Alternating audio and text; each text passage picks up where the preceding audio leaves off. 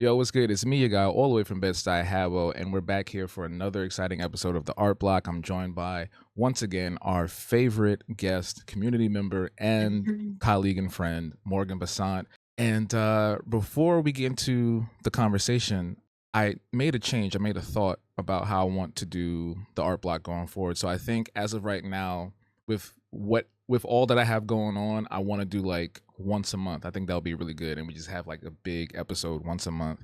But yeah, so that's what we're gonna do now. Morgan, welcome. How you doing? Welcome to another episode of the Art Block. It's the summer season. It's about to be summer. You ready? You hype? Uh, I guess as ready as I'm gonna be. Okay. What's it like down there anyway in Louisiana? What's the summer vibe like down there? Because I've been in New York all my life, so it's obviously a very different aesthetic. I mean, it can be fun. There's always things to do. We're already kind of in the midst of festival season now, so there's always something that you can go to. It's just that it gets really, really hot, and sometimes that's not really um the most fun to be outside and sweaty. Yeah, it's not. I do not like the heat. If y'all know me, y'all know that your boy is allergic to the heat like that. But that's not what this podcast is about. We're not going to talk about the weather and wax poetic about our cities because we do that enough on all the other platforms anyway. But I want Mm. to bring attention to the conversation of AI, artificial intelligent generation, image generation technology and everything that we've been seeing over the last like what 2 or 3 years.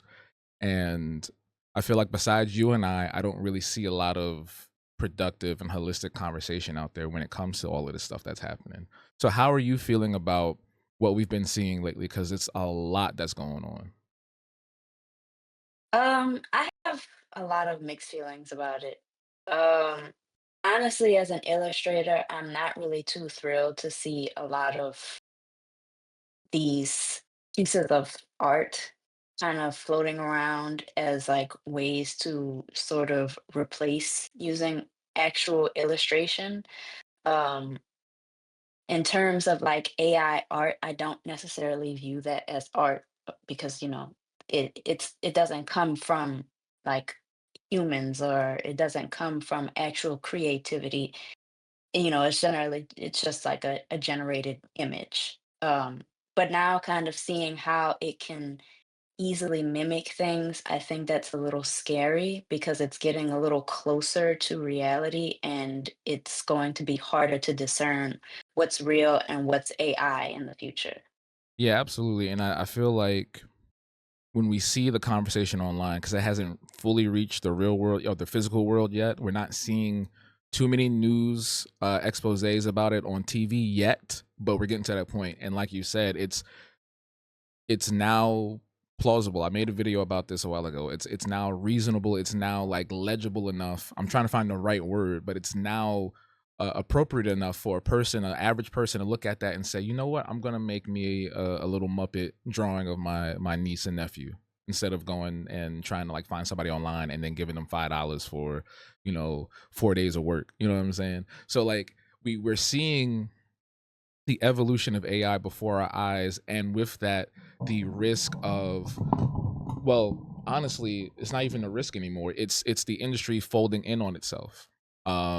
There's not just AI generation. There's also deals going on with Chat GPT, which is a text based OpenAI text based AI model, right? Now it has the capability of generating images. Before that wasn't the case. We had Midjourney and DALI; those are the big ones. And now we're seeing that article I showed you.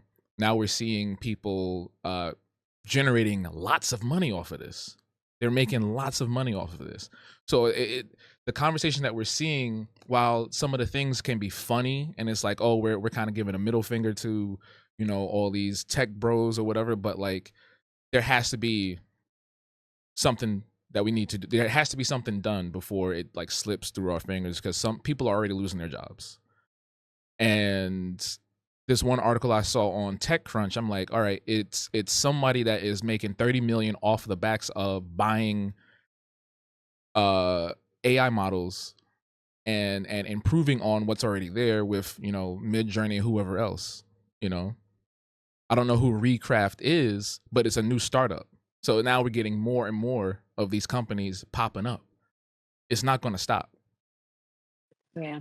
I think we kind of just have to get to a point where we sort of just have to accept it, because you see so many people saying we just need to just get rid of AI altogether, but that's Well, just, hold on, that's because not going to because you're happen. saying So, accept it, but I feel like that's, you have to be careful when saying something like that, because you know the internet is very volatile, and I definitely don't want anybody, if they watch this, coming after you. And I'm sure you're going to explain it very like detailed, but like when you say accept it, do you mean just like laying down and just saying like, okay, cool, AI is here, or do you mean accepting it in the sense that we might need to learn how to get the law on our side, or mitigate in other ways? What do you mean by accepting it?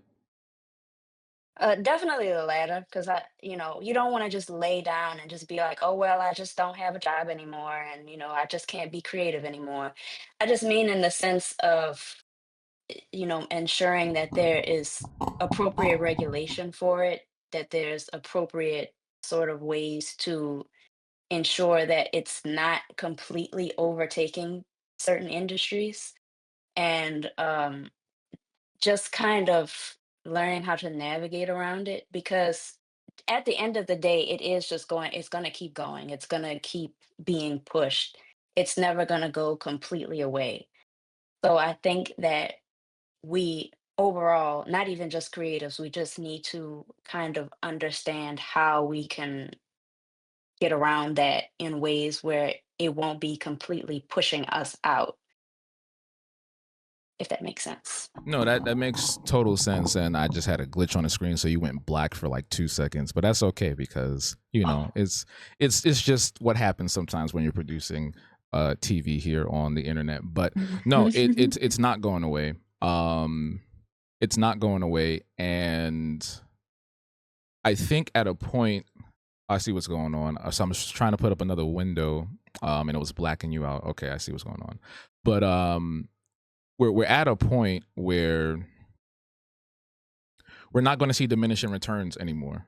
Because if you look at that one video, I think that might have been Sora. I don't, or Dali, one of the two. 2 or 3 years ago, we had a video of Will Smith eating spaghetti. I don't know why this person chose Will Smith. I don't know why they chose an action of eating spaghetti, or why spaghetti was chosen at all. But they made this video of Will Smith eating spaghetti. And then 2 or 3 years later, someone redid that same video, and it looked more realistic. There were still some glitches and errors in it, but it looked way more realistic and plausible than it did when it was just like a bunch of weird images absorbing into each other as is animating. Now it's like very clear. And if you're not careful, if you're an older person or a young child, or you're just not technologically savvy, you could fall for a lot of these things, these videos. Even the images that we're seeing from that trend of Studio Ghibli, right? A lot of people were Mhm. assuming that they were producing new movies because of that. And Yeah. that's frightening, because I'm thinking about, Yeah. like, I love arts and entertainment, but I'm thinking about the more political and world view of this thing, because now you might end up in a space where political leaders are having deep fakes of them. We've seen it before, but now it's a little bit more dangerous. You can make them say anything, do anything, and it could be passable, because again, the average person is not paying attention. The average person is not trying to dig deep like we are, because we're artists. We know what this is about. So for me, I need for us to start having serious conversations instead of just making jokes. Because at a point, it's like pointing fingers and making fun of the tech bros, or poisoning the AI. I don't know if you've seen that. Have you seen this poison the AI thing that's been going around? So it's like two programs called Yeah. Nightshade, and there's another one, I can't remember the name of it. But this was used to uh, supposedly ruin the intake of the artwork to the AI modules, whatever model it was, and essentially it just makes it fall apart.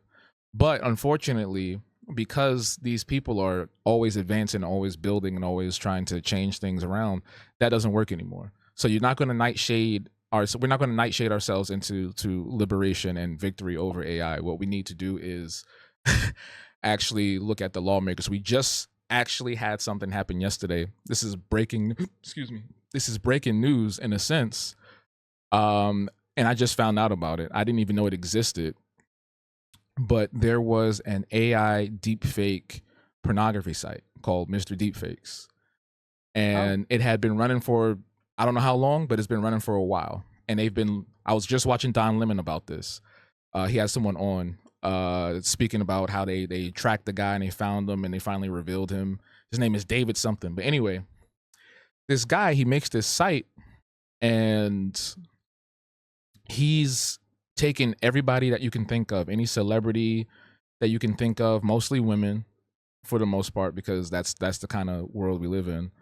But it's he's taking images, or I guess people are uploading them, and they create very realistic looking deep fake videos of whoever. Could be anybody, any celebrity you can think of. The first one that pops in your head, they're probably on that site. Anyway, yesterday they finally got him. They seized all his stuff and they shut down the site immediately. So the oh wow. law is paying attention, and now it is actually a federal crime to have any material of someone without their permission and or posting it as well. So if you have something of, let's just say the lady from the grocery store, you got images of her deep fake or whatever. If you have that, you upload it, even if it's on your hard drive, and people find out or whatever, that's a federal crime. You're done. That's real. It's real now. They passed that into law. Wow. So for people that are saying like, oh, they not gonna do nothing, the law doesn't do X, Y, and Z, like, yes, that's true, but also we just had this happen. Sometimes things are a slow burn, and sometimes things it just takes time. And they probably didn't want to jump on the guy and spook him or freak him out or have him, go to his burner server or send it to somebody else. You know what I mean? So they had to do this the right way, the most methodical way. And I think this fight is gonna be multi pronged, right? You're gonna need the Hmm. law, but you're also gonna need the rebellious, silly, jokey, mean people too, because I think that also helps as far as awareness. It doesn't help as far as practicality and actionable items, but it does help with awareness just a little bit. Yeah, but that's good to know that there's actually some action being taken against that to keep it from kind of getting overblown to that point where now it's just going to be deep fakes of people and stuff just everywhere, and then people won't be able to tell the difference. Yeah. So I'm glad to know that much. Yeah. When I first saw the Studio Ghibli ones, I was like, wow, okay, that looks like if you weren't looking hard enough, you'd be like, damn, that really is. Or the same thing with the Muppets, the Muppet thing everybody was doing. The trend after that was what was the one after that? It was something else. It was Ghibli, Muppets, and something else people were doing. And it just keeps going. Every week is a new thing. I don't know, people are saying like watermark your work and do all this stuff, but it doesn't matter. People have been stealing things since the inception of theft. Okay. So it doesn't matter if you put your whole DNA smearing, liquids on it or whatever, is somebody's still gonna take it, you know. So what I would say is just keep doing what you're doing. Don't live in the fear, right? Don't live in the fear of your stuff getting stolen, because there's a chance that it will be stolen. And I should be drawing right now. I was just so engrossed in talking, I forgot that we're drawing Iyanu, a show that I want more people to be talking about, and we're going to talk about it here too. But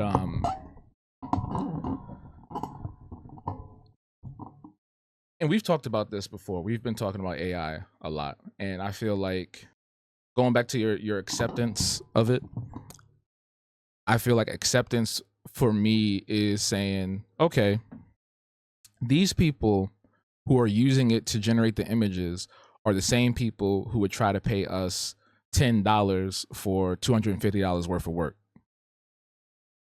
So in a Yeah, sense, in that way, I'm just like, you know what? Let them have that, because those people won't be in our DMs no more. You know? yeah, that's another good point. There's people that generally never valued the craft to begin with, and they kind of take what we do for granted. So, I mean, honestly, that's kind of fine with me too. I don't really need somebody hassling me in my email or my DM saying, I need you to illustrate this entire children's book for 50 cents. And I'm sorry, but that's the only budget that I have. And I need it to be hyper realistic and I need to look like a Disney movie. And I just don't have the patience for that. Yeah, no, absolutely not. Absolutely not. And we'll be the better for it. Obviously, we'll be seeing more people putting stuff out that looks like garbage, but at least they won't be bothering us and stressing us out. Those are the same people that be like, "Oh, I'm gonna get you next Tuesday," and it'd be like 16 Tuesdays. It's like, bro, how many Uh, Tuesdays you gonna miss? All right, using it for many menial tasks, right? I think mhm. for creation, obviously, that should not be the default for anybody. I think you should learn how to do whatever thing you're doing traditionally or naturally first before you want to dip into extra tools. And I feel like at this point, with all the things that I have going on, all the things that any of our colleagues or you have going on, I would love to have the AI bot um, clip stuff for me instead of me having to find the clip. I just type in find the moment where I'm talking about banana bread, and then it finds a clip about banana bread, and it cuts it down. It puts the subtitles on for me, puts it in the right format, and then boom, all I got to do is upload it. Now that I will appreciate, but you don't Yeah, got that to sounds draw for pretty me. good to me. Yeah. You don't got to draw from, but if you could edit for me, if you could post on my social media and I can just go out and be skating and eating sandwiches in the park all day, AI, you got it. You know what I'm saying? Just don't draw for me. Yeah, one thing I do just think is probably a good application of it in terms of like design work is how you can sort of expand and elongate images. Like if you don't have enough information and you don't have enough time to try to edit something to make it look somewhat realistic or plausible. Or just say, you just need something to be like a little bit wider, a little bit longer because it Mm-hmm. won't fit in your design.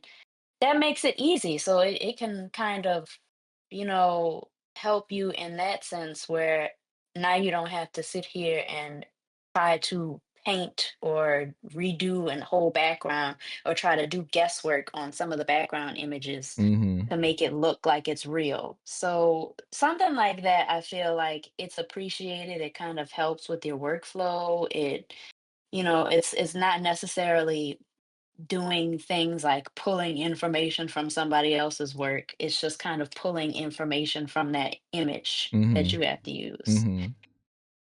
And I feel like And so it's I oh, go think, ahead. oh, I'm sorry. No, go ahead, go I ahead. was just saying, I was just saying, I think in that sense, you don't have to worry about the ethics of it, or you're not necessarily replacing an artist or someone in that sense because you're just you as an artist, you're kind of using it to kind of help you with your own work. Yeah. I don't know what happened with me. I think I didn't wake up fully. This is not Ianu. Yours is perfect. Yours is like pitch perfect over there. It's like you on the show. Um so y'all, if y'all watching this, don't judge me. I'm gonna make another one after we get off and make it look nice. Like Morgan's, okay? I'm just having fun though. We having a conversation. That's what it's all about. But Ianu is a really great show that y'all should check out. I've only seen the first 3 episodes. I don't know how many episodes are out, but I do want to do a quick overview of what the series is, and where it came from. Have you seen all the episodes already? Are you caught up, Morgan? I think I got to episode 5 so far. I don't know how many more we have right now. Are we at 6? 6? Oh wow. Yeah, it comes on Cartoon Network, I think on the weekend, and then they put it on HBO Max like the next day that it airs. So I think like it comes on Saturday or Friday, and then it comes on Max like maybe Sunday or something like that. I think. But what do you think about it? Like how do you feel about the show so far? Your first impressions?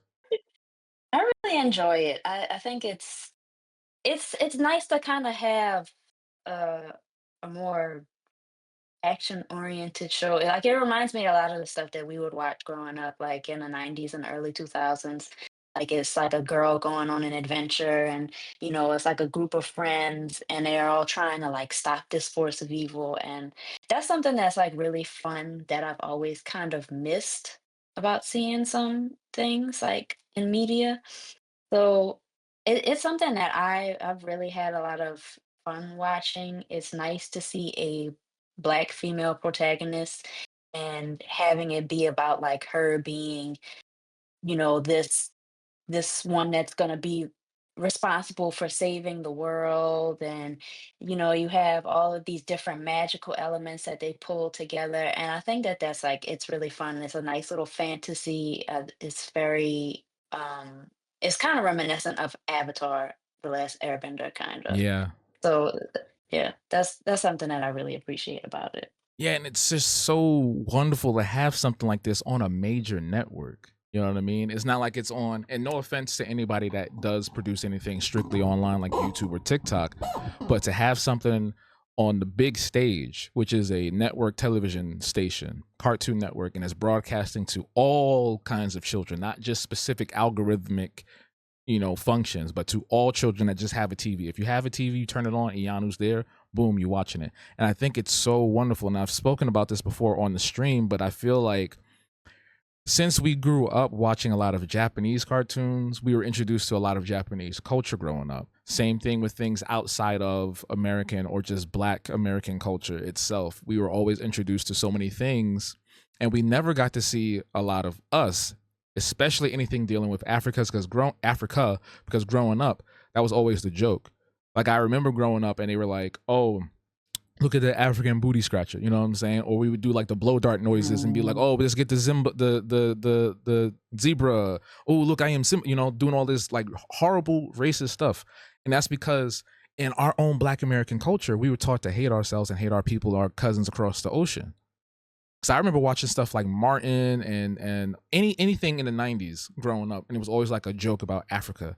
There's always like the little accent they would do, or they would make jungle sounds. I don't know what jungle sounds mean specifically, but they would do like sounds that were just racist. This is wrong. So to yeah. be in 2025 and look up and see a show from Africa based on Nigerian culture, where as soon as they sit down to eat, they're not eating burgers or fries, they're eating pounded yam and goat meat.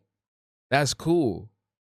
That may not be everybody's cup of tea, but I'm sure rice buns and Pokemon weren't everybody's cup of tea either. You know what I'm saying? So Hmm. I love the fact that we are introduced to this thing, and now kids can be curious. A white kid in Colorado be like, "Mom, what's pounded yam?" And that's cool.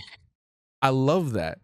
And like you said, it feels like shows from our past. It feels like shows that we grew up with, and then whoever and I'm going to get into the overview in a second, but whoever came up with the entire concept to bring it to life in this way, animated, I appreciate them because they're clearly someone who admires a lot of the shows that inspired us. I truly do hope, given the fact that we are seeing a lot of Black media being celebrated right now. We've had the movie Sinners come out. We've had the Met Gala recently, even though that's a lot of controversial conversation with that. But the fact that we are in this Black renaissance of the last 2-3 years, where it kind of really getting to the crux of it now, I hope that it really expands and people are more interested in things like Iyanu, so that we can see more stuff like that on all the other channels.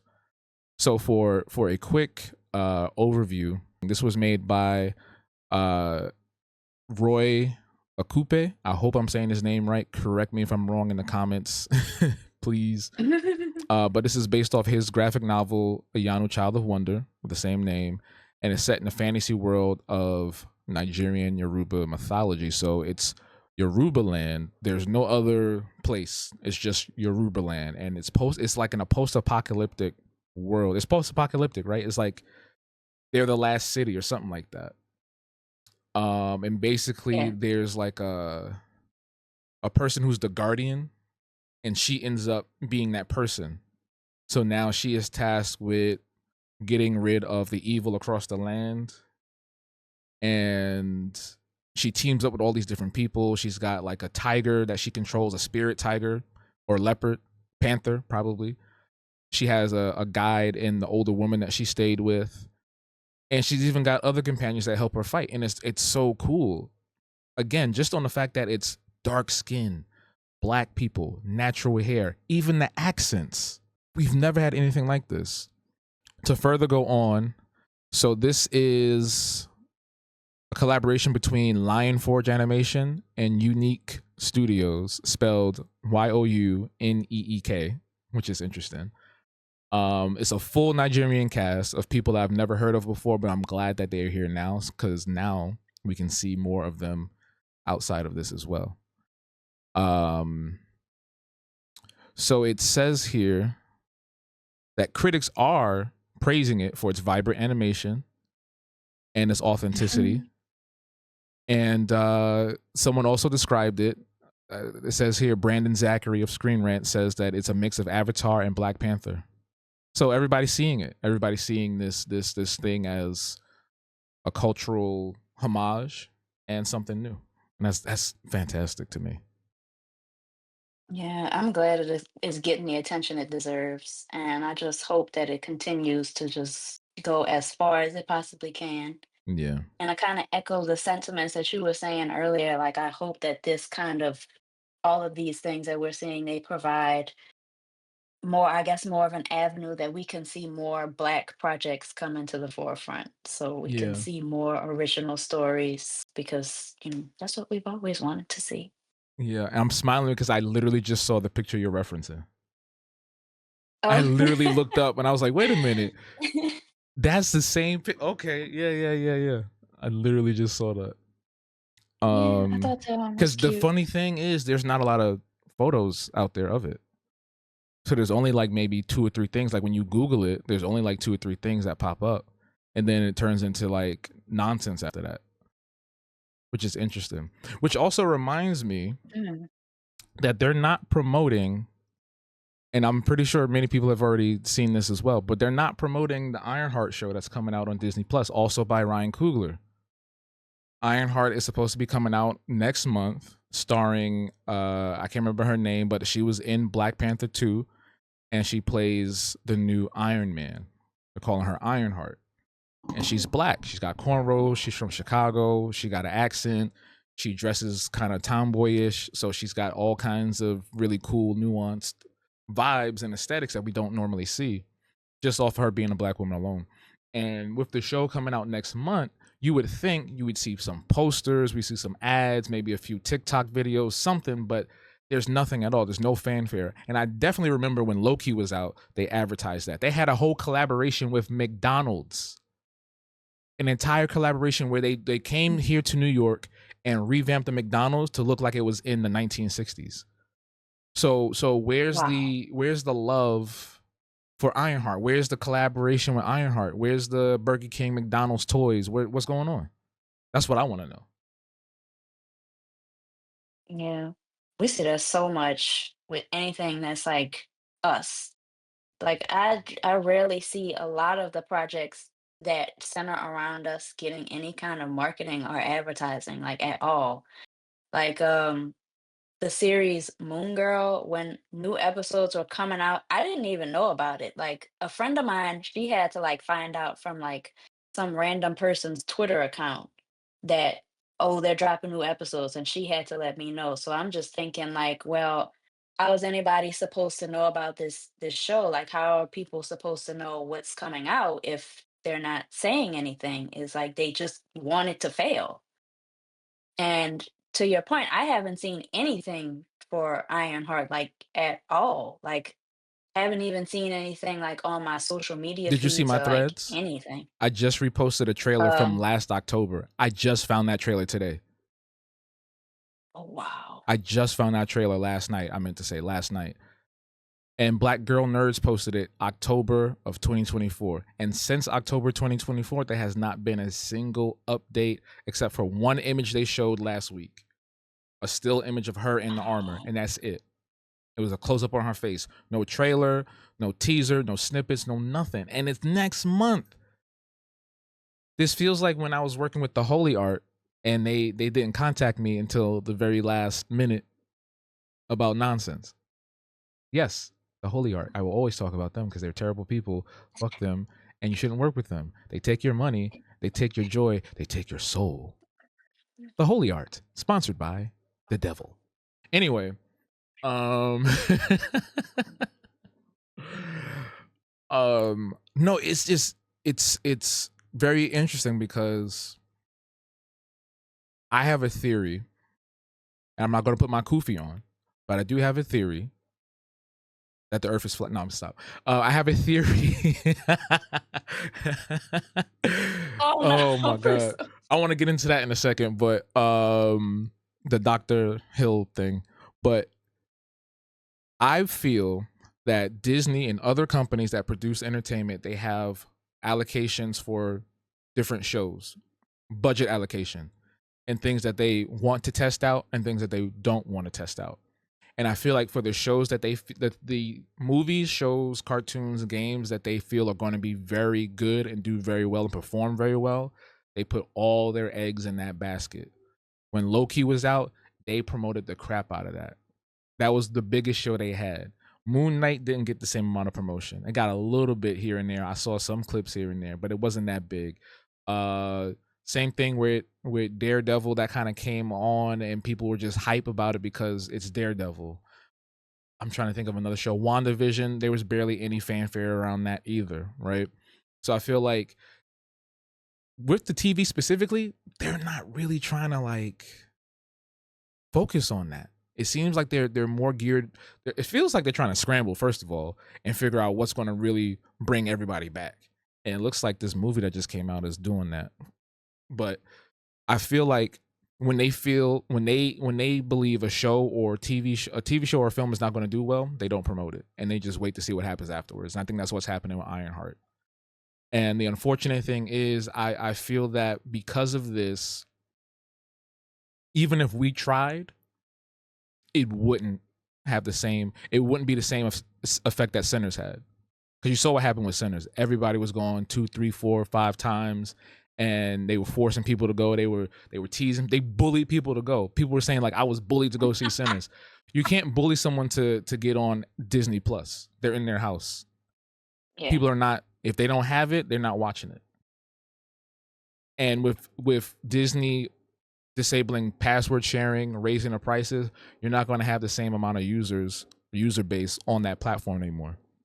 So unfortunately, even if you, me, and everybody on Threads and everybody on TikTok and everybody else everywhere on social media and in the tangible physical world were like, let's watch it, and that's black, we would be a small percentage. People are debating experts, people who have worked in industries for 10, 20, 30, 40 years, people who have doctorate degrees, people who have uh, uh, credentials out the wazoo, right?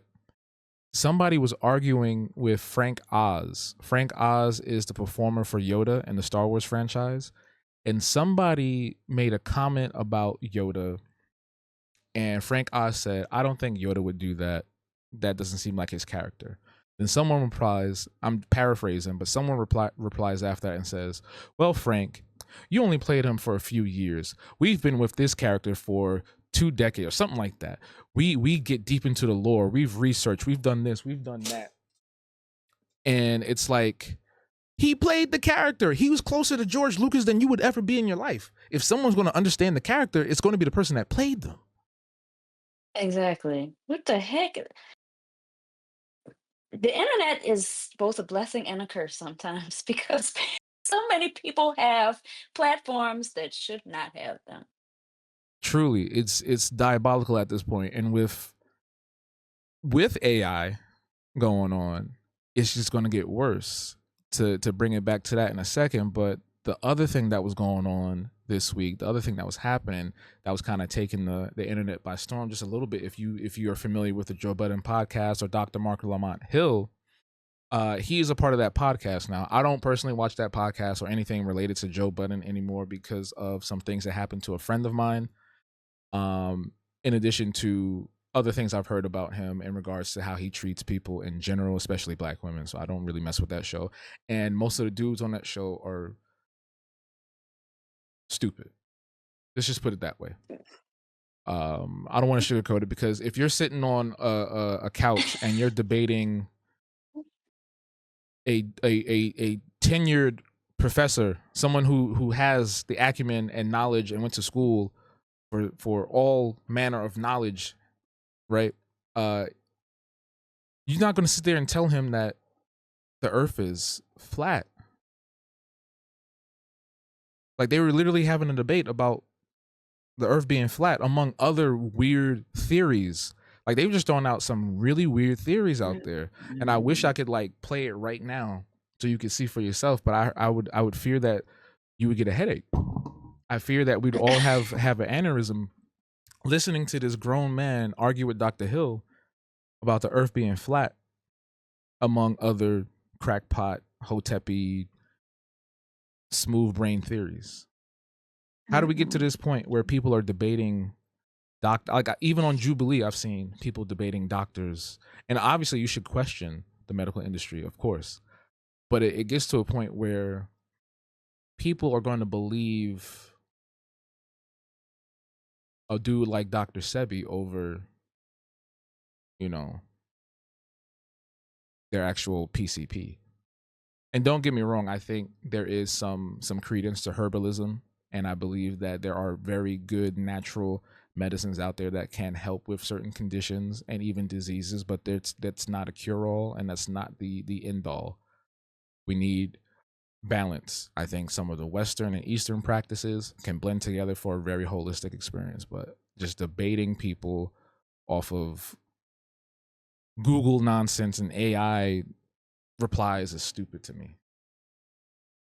That is very dangerous. And then when you have like an audience like that who can be easily swayed, yeah, you can end up with a lot of problems. Absolutely. So with that being said, I feel it's more important now than ever to just, like, it's fun to clap back at people and try to make a spectacle out of them and make content off of them and things like that. But I think the most important part of all of this, whether it's debating experts, whether it's AI, whether it's anything, is having those conversations and giving education. Now, everybody's not here to be an educator. Everybody's not meant to be an educator. But I do think if more of us came to them with a nicer tone, for lack of a better term, maybe. But even then, I don't know, it's people. I think people just want to be stupid and mad just to be stupid and mad. I think you're right. I think that that fuels a lot of the nonsense that we see online. Um, Sometimes people just like to argue for the sake of it. They like to go back and forth. They like to be angry.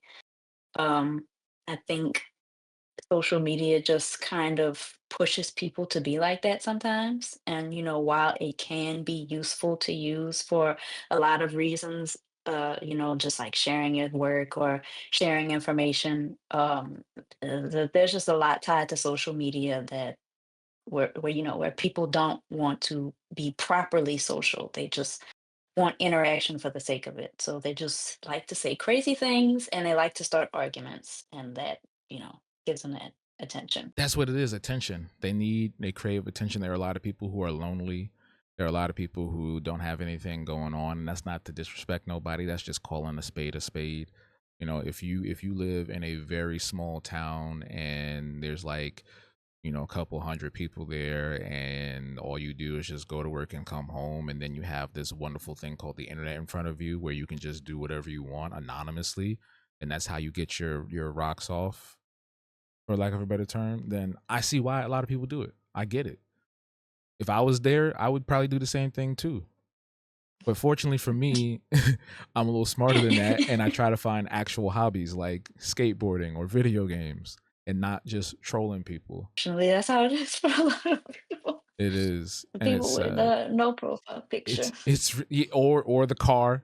They'll have the profile picture, no profile picture, a car, maybe some sneakers, an anime girl, Goku, Mhm. or like some weird AI thing now where they look like a black Jesus or something. There's always like there's always that one dude that has that AI photo of himself as like Jesus or like some holy, powerful cosmic being. The other aspect of AI is just the education of it towards people that may be susceptible to scamming. because I remember, I think it was last Christmas, around the middle of the month, or it might have been the day of. It was sometime in December last year. I was sitting with my parents and we were watching videos on YouTube, like playing music or whatever. And when the video ends, if you're playing it on like your TV, on default, it just automatically plays the next thing. So it was just going through a bunch of different songs. And then at one point, it stayed on this playlist that had this illustrated background. But this illustrated background, excuse me, this illustrated background was an AI generated image of a cityscape, just a generic cityscape that looked like a blend of different cities put together. It had like this purple backdrop and the black silhouette of the cities and some lights drawn on. And my my dad was like, "Oh, I know where that's at. I've seen that before." I was like, "No, you haven't. That's not possible because this doesn't exist." He's like, "What are you talking about? I've Oh seen this. no. I've walked over. I've been over here." I was like, "No, that's not real," and it's frightening and just frustrating for people to have those conversations and be correct and have this person angrily just defend that they know what this thing is or they believe it when it's not real at all. And there needs to be either some sort of class or YouTube series or some sort of like thing where people can sit down and learn about AI generation, AI manipulation, audio calls, video, imagery, text, all of it, because the scammers are going to evolve. The scammers are evolving. They're kind of Yeah. scrambling right now, but they are evolving. And once they get a hold of, some sort of subscription to whoever, and once they get a nice, decent computer, that's what they're going to be doing. That's all they're going to be doing, trying to trick you. There was a lady, I think a couple of years ago.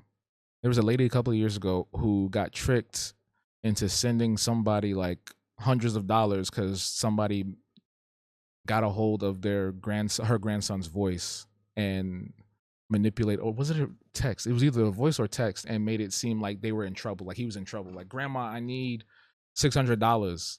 And then she sent the $600, and then obviously. We're gonna see more of that in the future just because of what you said. Like people don't know how to really recognize when something isn't real. And I think that you're right in the sense that we need to kind of show people how to recognize what's real and what's fake. And Hmm. we've always had this to a degree, like, older people, sometimes young people would always be more susceptible, like you said. Like sometimes with these scam texts, it make people panic. Um, but in the sense of AI, it kind of it forces you to look deeper because like in general people they just sort of glance at things, they don't really look at the details, they don't really critically think about things, they don't really take the time to really discern whether or not this is real or fake. And I think that that's something that we need to teach people to do. Like don't just look at it, like glance at it for 2 seconds, because you're not going to pick up whether or not this is real or not. I try to tell the people closest to me, like, when you see images online, don't just immediately think it's real. I want you to like start looking at details. I want you to start examining things more closely because if not, that's how you get got. Now with it kind of perfecting some of its imperfections, it's going to be harder to be like, okay, just look at the fingers or look at the eyes. There's always going to be something off about it for you and me and everyone like us, because we can see it. Like I can tell when, for the most part, because I'm gonna add an asterisk to it. For the most part, I can tell when something is AI. There's a gloss or this aesthetic that's over it that makes it look very homogenous but just weird at the same time. It's just something that's just off about it. I can't articulate it well enough, but there are things outside of the image generation stuff that we're seeing that can definitely trick us. And it could be something simple like looking at a photo, and maybe this photo has a few extra trees somewhere, but those trees aren't real. That was put in by AI, and that's covering something else. There was a video, I think I sent that video to you. There was this girl who was basically showcasing, like, is this real or is this AI? And then like she would move an object and be like, it's AI. And it's like, this is what would trick people. Is these Mhm. realistic images with these small changes and tweaks that would trick people into thinking, "Oh snap, there's really a plane going into this house," or "Oh snap, this dude is really walking down the street with a sword, chopping people." Like it's we need some sort of class, either funded by the government or funded by local community members or something. And maybe that's a thing that we all start individually. Maybe that is something that we would have to just step up and do for those who are more accustomed and acclimated with this technology, who understand it. Is like, hey, here's a free workshop, come through on Saturday, we'll have little drinks and soda or whatever, and we'll just talk for like an hour about AI and what to look out for, so you don't get scammed and lose your money or your house or your life. That can potentially be an issue with how much more developed it's becoming. Yeah. And I want to ask you, because I did this poll about 3 weeks ago, because I was planning on originally doing a Habo Speaks video on this, but I was like, I want to sit and talk with a person and have this discussion. But I made this poll and I said, is it too late to stop AI art, quote unquote, from ruining the art and entertainment industry? And people voted. So we had 17 votes.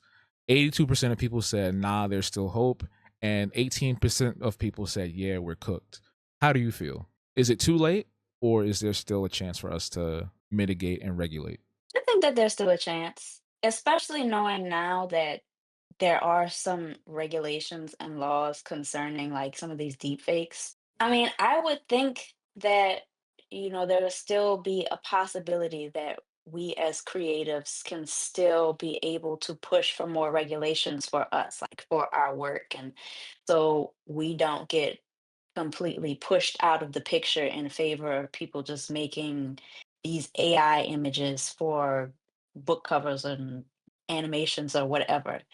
But also, I still feel that a human element is still needed because despite the fact that AI is getting better and it's getting more precise, there's still always a need for somebody to sort of look over it or make adjustments, even if you do use AI.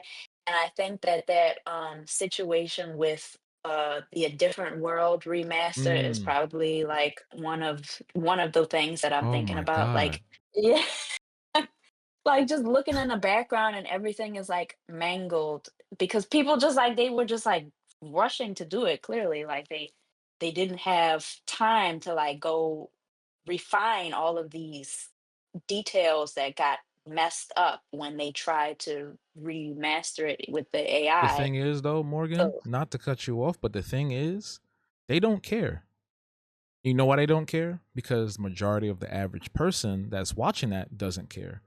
My mom watched it. She didn't say anything. And if she did see something, she probably just kept watching it anyway. You know what I mean? So it's like oh, wow. that came and went. I haven't seen any more fanfare about that. I haven't seen anybody complain or make a big stink about it, and they just moved on. So that means Netflix will be most likely doing that again with another show at some point. I remember when it did come out, I saw a lot of people being vocal about it, but I think that you're right in the sense that the average person probably might not pay attention or might not notice, but I still would think even if it's not that, then you still need to be able to have someone in there to do some sort of legwork. Somebody needs to be able to make adjustments in some sort of ways because it's not gonna get it 100%. Now I would hope that it isn't just us like just going in and doing like fix work because the AI couldn't do it. I would still hope that people would want more of a human element to certain things, especially when it comes to like making projects that kind of require different cultural perspectives or that require a different level of creativity. So I personally don't think that AI just has us doomed to the point where we won't be able to create anymore and we won't be able to work anymore. Um and just thinking of just that and the fact that there is a chance that we could still put laws and regulations in place. I think that that just gives me hope that we can still sort of move forward in our careers and we still can see ourselves doing things in professional spaces with our craft. The human element is interesting because it makes me think about, this is going to be wild to say. It makes me think about um, factory workers and machining. Years prior, before we modernized and became industrial, a lot of things were done completely by hand. And it would take a very long time to create whatever that thing was, whatever that product or item or object was. And then machinery came in and made a lot of that efficient. Unfortunately, to probably the interest of the business owner, the machines can't do it on their own. They need the human element. Also, machines will break down, so they need somebody to repair it, to learn the machines, the machinists, the mechanists, the engineers, right? And I think that's what we're going to see, and I think that we're seeing the shift in that, a paradigm shift. We're entering a new age, a new era of our society, right? We haven't had anything this advanced in our lifetime, like as far as being able to have robots, self-driving cars, AI in every capacity. We're entering in this very new age that we've seen in sci-fi for a long time. And it's equal parts exciting but also troubling, because I feel like a lot of people who are going to eagerly adopt are the people that are going to eagerly adopt, the early adopters of everything, are going to forget about that human element that we're looking at, and it's going to cause Mm. some issues, right? Now, I don't think we're cooked, but people will lose their jobs, and people have already lost their jobs. With this new age happening, we have to adjust for that age. There are some parts of AI that will be very useful for other areas outside of entertainment, the medical field. I think they're doing amazing things over there. How they're able to detect diseases. They're trying to create technology that can detect diseases in the earliest stages or before they even happen. They're trying to make it so that when you do surgery, you'll have a more um accurate picture of what you're looking at, depending on where you're doing the surgery. You know what I mean? Like, these tools can be helpful in spaces that are critical to human life and survival. So when we're using it for frivolous entertainment, it loses that same importance, and that's where the confusion comes in. Because when you say AI on the internet, people are just like, "Yeah, AI is bad." It's like, we've been using AI for decades. It's just now there's a whole new thing happening that they released. It's been around. Image generation, making music, making voices. I thought I saw a spider.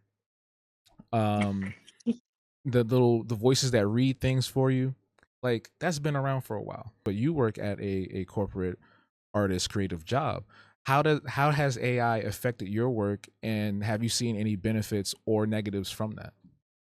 So far, we've actually started implementing it to a certain degree. And it's actually our design department that has pushed for that because we have such quick turnaround times that we need to cut things short and we need to streamline the process to a certain degree. So, like I was saying earlier, like sometimes we might need an image and the client might need that specific image. And if you need it to be bigger so that it fits like on a flyer or a billboard or whatever, and you just don't have enough information, AI can help to just make it a little bit wider and it won't look so weird. Um, like just try to squeeze it in or fit it in to a point where it doesn't work. Sometimes we'll have to make like minor changes, like they want a very specific photo of somebody, like they want somebody with dark long hair, but they have to have braces, but the only images that we find, they don't have braces. So instead of having to take that extra time to photoshop some braces on the person, you can try to generate some braces and then just kind of use your skill set as a graphic designer to make it look more natural, and that just helps to expedite things because they need things like very quickly. The clients kind of have like a high demand of things that they require of us, so I personally feel that it helps. It's definitely not going to replace what we're doing because there's so much that we have to put in work wise that AI can't replicate, or at least at this point, it can't. It's not capable of doing that. And especially if you have to go back and make changes, usually AI, it just kind of gives you like a flat image. You can't really go back and like change text or whatever. So I still sort of have mixed feelings about it. I would just still hope that there would always be some level of regulation for it. Um, but I think that there are ways that it can help. It can make things go a little smoother for somebody that has to work in this capacity. So you don't fear for your job at all? Like when you said that the clients just want things faster and faster, I fear and feel that at some point it may get to a space where it's so fast that they don't specifically need you, they just need a body to just go in and check to see if it goes back to that issue we were talking about earlier. It's like they're just checking. They're not even creating, they're just checking to see what the AI did or not. At this point, I don't really fear for my job because there's still so many things that they ask that AI just it can't do to the degree that they want it to be done. Sometimes they'll want something very specific, and AI is just it's kind of finicky. Like you might try to generate something, but it doesn't really come out how you want, and you don't necessarily have time to like go and try to generate things over and over and over again to get like a certain result. And there is also still, with a lot of the clients, there's still that desire for that human element. Okay. Like they want us to be able to go back and check things and make sure that it looks a certain way. It's like it's up to code, it's up to industry standard, because they trust us as professionals to be able to know what's right. And Sometimes, anyway. how did your company handle that? What was the transition like? Did they just say, "Hey, we're doing this now," or did they build up to it and say, "Hey, we understand how you feel about AI. You all are, artists, and this is just something that we feel might help promote company growth or whatever." Did they have conversations, or it just was like, "Hey, you just got to do this now"? We had some very serious conversations about it because I personally feel that at our company, they do value the work that we do. So we sat down, we talked about the pros, we talked about the cons, we discussed the things that AI cannot do, and we were pretty firm on like what we would need to be there for, and made very strong arguments about that. So there is an understanding that it's just AI just can't do it all. Now it can help us to small degrees, like it can make pictures a little bigger, it can put braces on things, but it just cannot do what we can do. And this is especially true now because clients are asking for things that are a little bit more complex, that require a little bit more looking over. So, we're still definitely needed. Okay. Yeah, I'm glad to hear that. I am, because there are some companies who just haven't done something like that, or they haven't tried to create a space where there's a symbiosis between the artist and the tool or the program or whatever. So it's good that you were able to have that. Um, it's just such a we're in brand new territory, so there's so much that is going on, and there are no experts yet. There are no people who know exactly what's going on or what exactly is going to happen. We saw Bill Gates talk about his predictions of what is going to happen in terms of the job market, and there are going to be a lot of like basic jobs that are going to be lost.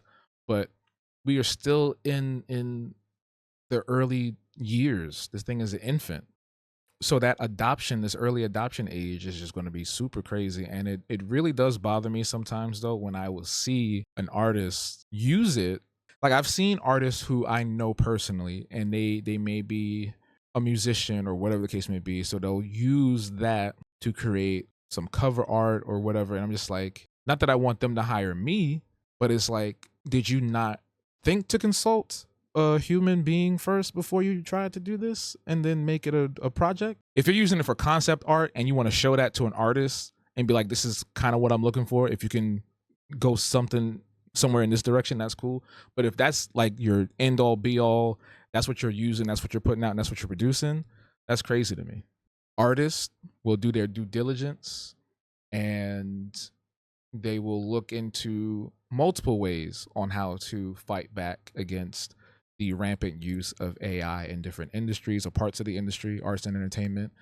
I am hopeful that people who are very knowledgeable and smarter than me can sit down and teach a full class on not how to use it, but how to recognize. I'm hopeful that we will get to a space where companies will realize that it's much better for specific, very specific things like, I don't know, a trailer or a poster or any kind of imagery that you would want to still have that human touch, that feedback that you can have with it. Because otherwise, everybody's stuff's going to end up looking the same. So I'm hopeful that all these things will happen, and I'm hopeful that we're marching towards a better space. I think it will definitely take some time. I think that there's going to be a lot of infighting. I think there are going to be people who switch sides. I think there's going to be a lot of drama. But I'm hopeful that artists will be able to strive. We've existed this long, so I'm hopeful that we can get past this. Think it's just what you said. It's just gonna take time, just like some of these laws that kind of got put into place took time. I think it's gonna be the same for us. It's just, a matter of working at it and just a matter of being patient. We've talked a lot about AI, and I feel like we could talk about it forever. And I definitely will be on my channel, on this channel, and across my other spaces, continuing to talk about it because, again, we were talking the other day, and we were looking, and we didn't see anybody that was actually having conversations. And I want to bring more people on. I want to have a huge, panel where we have like multiple people talking, people from the other side, people on our side, and just have a huge discussion. I think that would be great. You know, um, but let's end the episode on something fun ish. And it's already been out for like what, 3 weeks, a month now, almost. Let's talk about Sinners. Let's talk about Sinners. Everybody's been still ranting and raving about it across threads, and the guy, one guy who does these Lego remakes, he did a Lego remake of the trailer, and it's been blowing up all over the place. So that's been fun to see. But how did you feel about Sinners as a you're such a unique person on this show because you work at a corporate creative job, which is rare, very rare now, and you're also a Christian, a proud Christian. So for you seeing Sinners, what was that experience like for you? So, I kind of had like a mixed review of that. As a Black creative and somebody who is appreciative of seeing us in cinema, I would say that I enjoyed it. I enjoyed the storytelling. I enjoyed it from a cinematography perspective, the costumes, like like the direction, like everything. I thought it was great. I thought it was a great film. Um, but of course, there was kind of that touch on the Christianity and essentially how it was used as a tool for colonialism, which, that's not a fallacy because, we know that to be true, that that was twisted and used as a tool of subjugation in terms of when our ancestors were enslaved. And that's something that that does need to be discussed. Um, but I personally wasn't too wild about how it was almost sort of treated as it was like, I guess, a joke, or not necessarily a joke, but necessarily it wasn't like it wasn't something that was of substance. I personally just felt like that element could have been left out. And I understand that Kugler probably just wanted to at least make some sort of conversation about it. But I personally just wasn't wild about that.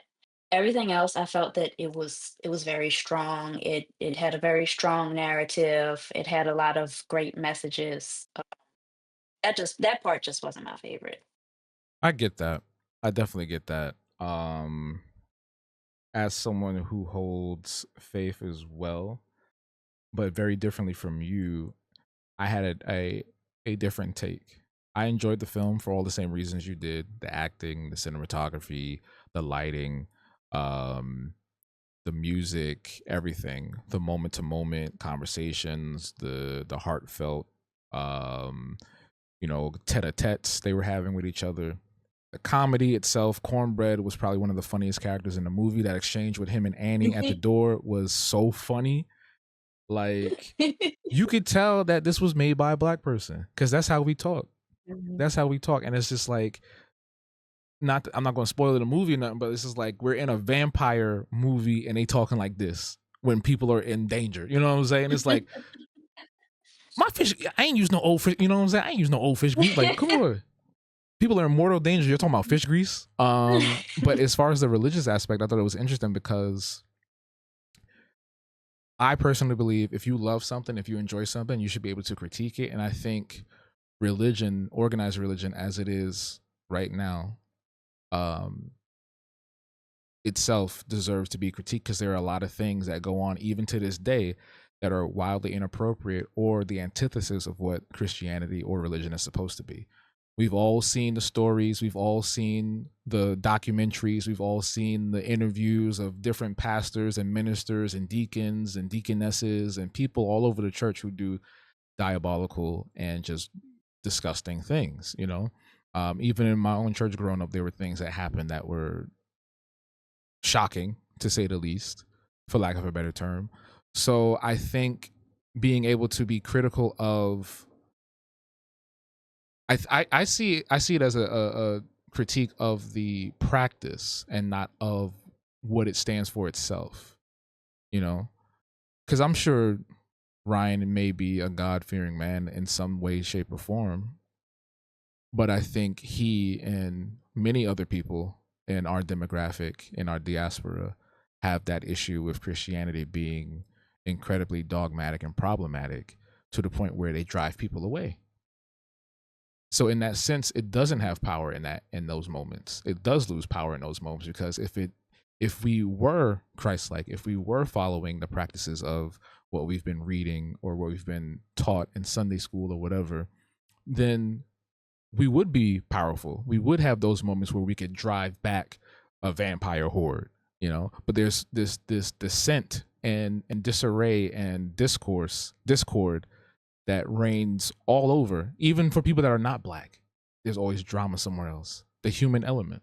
So I enjoyed that aspect of it, specifically for it being a supernatural story, because it's like, oh, that's very interesting that like it's got some weight, but is not as powerful. And I just thought that was, you don't see that usually in movies where Christianity plays a role, like The Exorcist. It's the most powerful thing in the world. You cannot destroy it. You can't get rid of it. The power of Christ compels you. People spinning their heads, they rolling on the floor, they writhing in pain, like, you said his name. I can't stand the light. And then they blow up into a puff of smoke. It's funny, but it's also comical sometimes too. So I think this is kind of a alternative depiction of what we usually see. Yeah, I might have to give it another rewatch with that perspective. I felt the ire of that stare. You're like, okay, okay, we gonna talk later. There's no, there's no ire.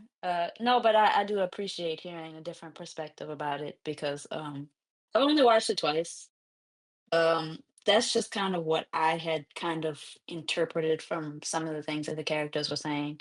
Now, obviously, there was like the problematic element of Sammy's dad, who was clearly like not doing what he was supposed to be doing, and that is something that also needs to be addressed because your son walks in the church all bloodied and limping, and you're just screaming at him and not like, "Son, are you okay?" Because that's exactly That what happens, Morgan. We've all experienced that growing up. We're in trouble, we're yeah, not feeling good, or we're just feeling off, and we go to our parents or we go to an elder in the church, and they're just like, "What's the matter with you? Come here!" And they just throw hands on you, and then they expect that they did something, but you're still hurt. You still want to talk to somebody. yeah, yeah. Very unbalanced, and that's not how it should be. It's not. Uh, so I thought it was interesting just on that alone, because they didn't promote that in the trailers. That wasn't a thing that was going to be the main focus. So the fact that that was in there and it kind of just was the underlying curve throughout, because it starts literally with the church, the family, and praising God and Sammy coming in. So that's like the underlying tone right there. It's just like that the white Christianity wrapped around the black community, turning it into its own thing, but also it's like they're so insular that they're not willing to open up and see what's going on outside and what the possibilities are, because that's what it was like that. It was like that back then. As soon as blues and jazz came out, what did they call it? They called it demonic. They said that was devil worship, that was devil music, you know. So in those regards, I feel like it's accurate in those spaces. The only thing that actually, no, I wouldn't say there was anything else I would need to have seen in that movie. I felt like it did what it needed to do. Like I feel like we don't need a sequel. We don't need any extra tidbits. I would love to see some deleted scenes and maybe like some documentary stuff and director's commentary, but like I felt like the beginning, middle, and end was pretty solid. All the characters that played their roles did them well, and all the pieces fit where they needed to fit. There's obviously curiosity, because I think when you do something like this and you make a story, you want people to want more. So there's definitely curiosity. I want to know what this world is like. How are there vampires here? How have they lasted this long? And like, why aren't more people talking about them? And are there other monsters? Are there werewolves? Are there Frankenstein monsters? Are there demons? Are there angels? You know? So that curiosity I love, but because some people was like, oh, we need to make the Sinners cinematic universe. Somebody made a fake image and they was like, oh, here's the prequel with Remick and how he got in, and there's going to be the Choctaw series, and then there's going to be this, and there's going to be that, the Chicago story. And I'm just like, stop. Here y'all go. Yeah. That got a little exhausting on the timeline. Yeah. That was about like the third week. That was like the middle of the second to the third week. And I was like, all right, we're getting diminishing returns on Sinners Praise and conversation right now in theory, because some of y'all need to go to school and stay in school, because what are y'all talking about? Yeah, I've seen enough. Yeah. Do you think you would buy the special edition steelbook DVD Blu-ray combo thing? Uh, I've never really bought like those special edition things, but I think it was good enough for me to want to buy it, to have it like a physical copy. Yeah, I think I might do that too. I feel like a lot of people are getting into things now that they weren't into before. Like a lot of people who went to see Sinners, they've never been into horror. They've never watched vampire movies. They've never seen, some of these actors before. And now they're like going to the movies 2-3 times now. Now they're going to see it in IMAX, and they're having a deeper appreciation because Ryan Coogler is showing their appreciation of the format. The fact that he was able to have that showcase and show off the film strips and kind of just be this doorway into a wider world beyond what we're used to, understanding. Because I've never seen anyone do that before for IMAX or for anything. No one's had a featurette where they're just like, oh, we're going to talk about film. We're going to talk about the differences between film and the quality and what you would see watching this on IMAX, watching this on regular, watching this on that. So overall, I feel like the experience of Sinners was what we needed. It feels like a cultural reset in a way, just as far as like art and entertainment is concerned. A lot more people seem to be excited to support Black creators now than they have been in years previously. So shout outs to Ryan Coogler. So if you are a Black artist right now, I think the best thing to do is jump on some horror, do a little spooky stuff, and try to ride that wave, and maybe you could be the next person on that big screen. Who knows? Well, Morgan, this was a blast. I know we didn't draw that much. Your drawing came out way better than mine. I don't think I was just prepared. I guess my head was in a different place because that thing looks crazy. I'm still gonna post it though. But thank you again for sharing your knowledge, your expertise, your art skills, and just your presence with us on this episode of the Art Block. I enjoy talking with you, and I enjoy just discussing art in general overall. And I'm pretty sure the people that watch these clips and watch these videos love seeing you as well. So thank you for joining us. Thank you so much for having me on again. Yeah, of course. It's like you're a regular now. It's like when the TV shows used to have like that guest character and then they turn into the series regular and they put a special guest star or something. So you're the special guest star of the art block now. Um what do you have going on currently? Are you working on any projects at the moment that people can check out? How can we support you as an artist so that we can see more of your characters and your original, stories and things like that? What's going on? Just tell us real quick before we wrap up. Not really too much coming down the pipeline right now. Kind of mostly busy with my corporate job and commission work. Um, but I suppose you all could just keep a lookout for me at Morg City on my socials and all that. I try to keep that updated and post some of my up and coming things whenever I can. So I will just, keep y'all posted if I have anything big coming out. Okay. I will be looking forward to that. I hope that whatever it is, that it just takes the whole internet by storm. One last thing, though. One last thing, because you're a part of this, and I definitely want people to be more aware of it. I actually put up a video earlier this morning. The Black Artist Compendium. Just want to talk about that real quick. The last thing we're going to talk about. My bad, y'all. So the Black Artist Compendium is something that Morgan, myself, and another friend of mine is working on. It's a directory where you can access information on any and all artists, Black artists that are currently working, that are currently seeking funding, currently looking for work, or open for commissions. So I highly suggest that you all support this. It is a project that we are doing out of our own free time. We're not asking anybody to donate anything. It's completely free, and all you have to do is just sign up. The links to all of that will be in the description below, and Morgan and myself will be posting it constantly. I just put out a new video, so we'll be reposting that on Threads. I was going to say today, but today's Thursday. When this goes up, it'll be Sunday. But definitely spread the word and just tell people about it. Sign up, because we want to make sure that we all moving forward, we're all growing, and that we don't have that lack anymore. Yeah, once again, thank you for joining us on this episode. I'm excited to be back and talking with you, and everyone else sign up to the Black Artist Compendium. And as always, take care of yourselves, and until next time, stay true, stay you. We out. Deuces. Oh, bye.